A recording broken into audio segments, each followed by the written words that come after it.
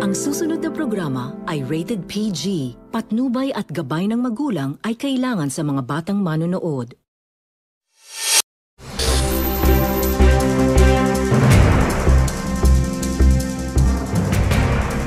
Sa ulo ng mga nagbabagang balita.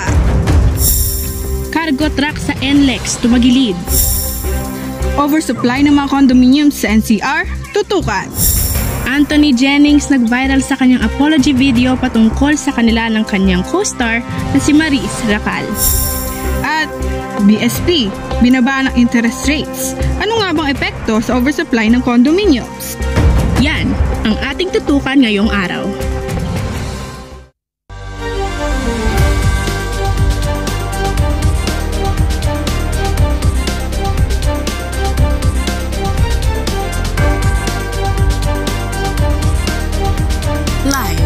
Mula sa Dinig Bayan News Channel. Ito ang Dinig Bayan. Magandang araw, Bayan! Magandang araw, mga kabalita. Mula sa Boses ng Bayan, ako si Camila Asperin, ang inyong sandigan sa mga katotohanang balita. Ako naman si April Roylo, nagpapaghulat ng balitang wala kinikilig. At dito sa Dinig Bayan, kayo ang una sa balita. Dahil ang bawat tinig ay aming dinig. Para sa unang balitang bayan, isang truck ang tumagilid sa northbound lane ng NLEX sa May Kawayan, Bulacan. Narito si Ea Santos para sa karagdagang detalye. Naiinitan at bagot na ang mga tao rito sa NLEX dahil sa matinding traffic matapos tumagilid ang isang cargo truck sa North Luzon Expressway sa bandang May Kawayan, Bulacan northbound nitong alas 6 ng umaga. Nagkalat sa daan ang mga karga nitong kahon, kaya't pansamantalang isang lane lang ang nadadaanan ng mga motorista. Paliko po kasi iyon. Baka maaaring mabigat siya na out of balance po yung truck. Ayon naman sa isang pasahero, sa mga truck pag ganyan nag-iingat para iwas disgrasya at perwisyo baga sa iba. Late na nga kami Tsaka halos magdadalawang oras na kami dito. Sana nga maintindihan ng boss namin. Bandang alas 8 ng umaga naman, ay nagdeklara ang NLEX na bukas na muli ang lahat ng lanes matapos maitabi ang tumagilid na truck. Para sa balitang tinututukan, ito muli si Ea Santos, Dinig Bayan. Building dito, building doon. Samot-saring mga infrastruktura ang makikita sa Kalakhang, Maynila. At ilan na rito ang mga nagtataasang condominium buildings, ngunit hindi lahat ng ito ay okupado. Ayon sa report na inilabas ng Lichu Property Consultants, mayroong nagkakahalaga ng 29 na buwan na oversupply ng condominium units sa Metro Manila. At sa Quezon City, ang itinalagang may pinakamaraming available units, na sinundan naman ng 13,500 units sa Ortigas, 10,500 units sa Bay Area sa Pasay City, at sinundan naman ito ng Manila, Alabang, Makati at sa BGC. Masyado nga bang marami ang itinatayong kondo ng mga real estate companies? O kaunti lamang ang mga bumibili sa panahon ngayon? Andito sina Banji Will Bernardo at Jessica Robles nag-uulat. Magandang araw, April. Kasama ko ngayon si Mr. David Lichu, CEO ng Lichu Property Consultants. Good morning, Sir David. Ano po ba ang mga problema natin sa condominiums ngayon? Ang problema kasi natin ngayon ay nasa mid segment na nag-range ng 3 million to 20 million pesos. Nabi rin ni Lichu na ang middle segment ay tumutukoy sa range of property sa pagitan ng high-end luxury market at lower-end affordable market. At ito ang mga properties na mas accessible sa mas malawak na sakop ng mga consumer at investors na nagbibigay ng balanse sa pagitan ng presyo at ng magandang quality features nito. At yung market section kasi ngayon ay medyo oversupply because that is quite worn out by inflation and interest rates. At dagdag pa ni Mr. Lichu na ito raw ang tamang panahon upang kumuha ng mga condo units. Yung mga developers kasi, they offer fantastic payment terms, lalo na ngayon na bababa ang interest rates. So as a buyer that wants their first home or as an investment, ito yung tamang panahon para bumili dahil you can take advantage of lowered interest rates.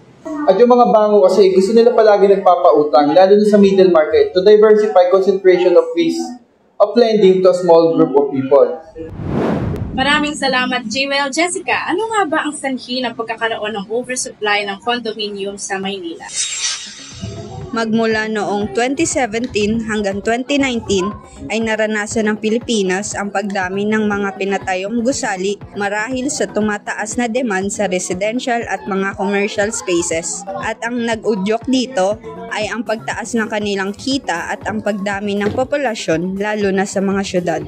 Kasama na rin dito ang pag-expand ng mga office rentals dahil ang Pilipinas pa rin ang nangungunang preferred destination ng business processing outsourcing sa buong mundo. Ang pagkakaroon ng condo unit ay nagbibigay ng karagdagang passive income sa mga taong pinapaupa ang nakuha nilang condominium. Dagdag pa rito ang pagiging accessible sa mga workplace, universidad at mga modern markets ang nagiging dahilan ng ibang consumers sa pagbili ng mga ito. Subalit, noong kasagsagan ng COVID-19 pandemic ay nagdulot ito ng pagkasira sa momentum ng pagtaas ng mga occupied residential at commercial units.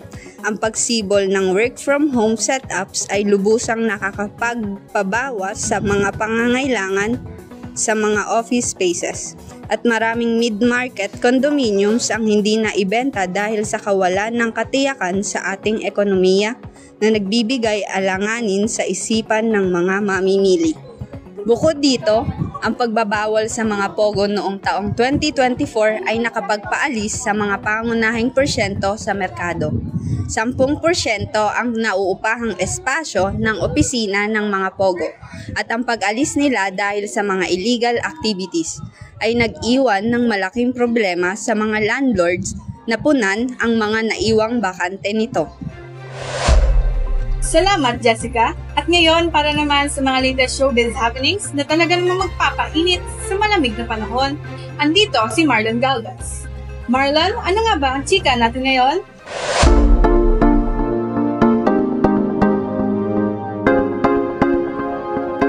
Magandang araw mga kachina-kina. Eto na nga, isang trending apology video mula kay Anthony Jennings ang usap-usapan ngayon sa social media. Pero ang tanong, totoo kaya ito or for damage control? Sa lahat ho ng mga nangyari noong nakaraang araw, isang Facebook post ng Star Magic, humingi ang aktor ng tawad sa kanyang collab team na si Maris Racal at ng showbiz ex-girlfriend na si Jamela Villanueva para sa di umano'y cheating issue nila ng nasabing co-star. Ang apology video ni Anthony ay pinost matapos mag-issue ni Maris ng isang video statement nito lamang Biyernes, kung saan inako niya lahat ng responsibilidad sa mga nangyari. Inamin ni Maris na sinabi sa kanya ni Anthony na siya ay single sa pagsisimula ng kanilang relasyon at sobra ang kahihiyan ng kanyang naramdaman matapos ma-expose ang screenshot ng mga convo nila ng aktor nang wala man lang pahintulot. Iyon lang ang aking chika today. Ako muli ang inyong chikang ina na laging updated. Back to you, Camille. Mukhang mainit-init nga ang chika mo dyan, Marlon. At katulad niyan ay nagliliyab din ang mga developers sa taas ng supply ng mga condominium sa NCR. Ano nga ba ang naging aksyon ng BSP dito? Pakinggan natin sila Shaira Tolentino at Kuya Pasco. Shaira? Hello Camille! Hanggang ngayon mataas pa rin ang bilang ng excess supply ng mga condominiums dito sa NCR dahil sa iilan lamang ang bumibili ng mga ito. Bilang tugon, ang BSP ay nag-cut ng interest rate upang mapataas ang property demand ng mga nasabing kondo. Ngunit epektibo nga ba ito? Ano nga ba ang mga naging epekto nito sa ekonomiya, negosyo, employment at sa mamimili? Nito lamang Disyembre, binabaan ng BSP ang interest rate sa pagbabaka sakaling masolusyonan ang oversupply ng kondo sa Capital Region. Ayon kay Mr. Michael Ricaford na siyang Chief Economist, ay mas lalo na maeengganyo ang mga tao na humiram ng pera para makabili ng bahay. Dagdag pa niya, ang mga loan pricing raw ngayon ay nasa competitive range na kapag nag-cut ang central bank ng interest rates ay agad nasusunod ang mga commercial banks. Ipinahayag naman ni Mr. David Lichu ang kanyang saloobin sa mga condominium prices ngayon sa NCR. yung mga presyo ng condominium units ngayong 2025 ay mas lalo pang bababa within the middle market. I have not seen this rents this low in like 15 years. Noong 2024, bumagal ang mga project launches ng mga developers dahil sa pagkakaroon ng madaming supply ng condominiums. Para mabawasan at mahikayat ang mga buyers, pinag-isipan mabuti ng mga developers ang kanilang mga products offerings at value-added features, lalo na ngayon na bumaba ang interest rate by 25 basis points sa tulong ng BSP. Alinsunod sa pagbagal ng project launches ng mga developers, walang masyadong construction ang naipapatupad na siyang nagdulot ng kabawasan sa trabaho ng mga construction workers at iba pang mga empleyadong sakop ng industriyang ito. Para sa karagdagang balita, andito si Mia Pasco. Magandang araw, kabalita. At bukod sa mga nabanggit, ang mga consumer ay hindi rin nakatakas sa epekto nitong oversupply ng condominiums. Tiyaga at pasensya ang motto ng isang BPO worker na si Jenna Batumbakal na nagko-commute mula Quezon pa Ortigas araw-araw. Kaya naman, pinag-iisipan niya ang pagbili ng condo unit lalo na noong mapansin niya ang pagbagsak ng rental rates. Last time I check kasi, may mga nag-o-offer ng 10K na unit with 2 bedrooms. And that is considered good. Kasi before, yung mga single unit is mga nasa 18 or 19K.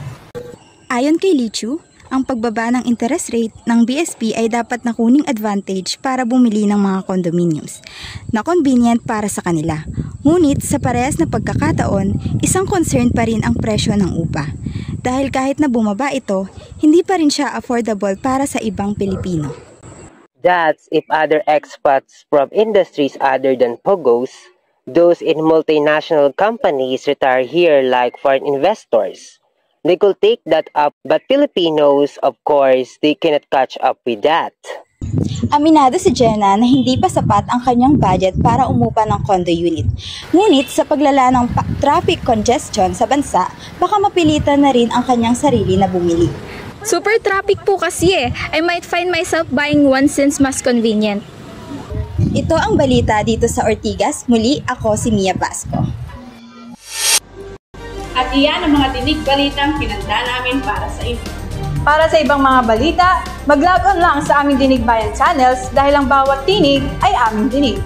Muli, ako si April Roylo, Chikang Ina, Marlon Galvez, at Camille Asperin po handang mag-report sa inyo. Ito ang Dinig Bayan. Maraming salamat.